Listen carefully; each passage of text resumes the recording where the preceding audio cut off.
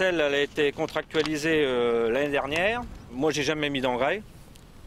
Et le propriétaire avant n'avait jamais mis non plus. C'est une parcelle qui il n'y a jamais eu d'engrais.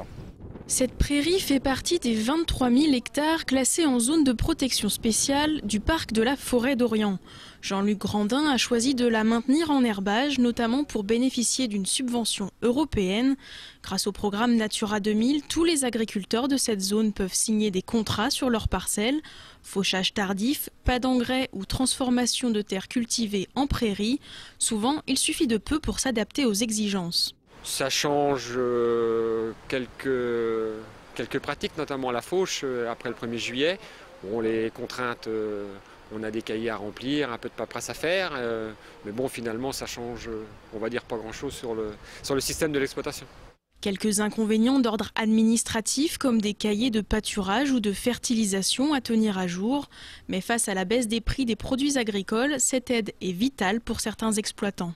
Je pense qu'à l'époque où on est actuellement, ça permet de dégager de la plus-value sur l'exploitation même. Il n'y aurait pas les contrats, ça serait quand même pas évident. Ça représente quand même une manne financière assez conséquente quand même. Ça représente à peu près 15 000 €. 15 000 €, soit environ 10% de ses revenus annuels. Pourtant, depuis 3 ans, seuls 27 exploitants se sont engagés dans cette démarche.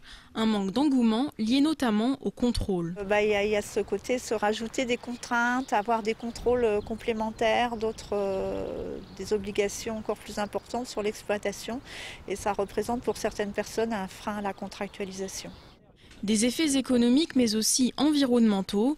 Ces mesures visent à favoriser le maintien de la faune et de la flore, voire aider au retour de certaines espèces.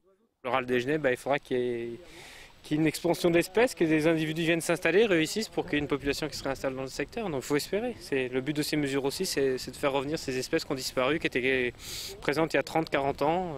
On combine le maintien de paysages traditionnels de qualité, d'une biodiversité spécifique à la Champagne humide et le maintien de la qualité de l'eau. Aujourd'hui, seuls 850 hectares de prairies sont sous contrat dans le cadre de Natura 2000.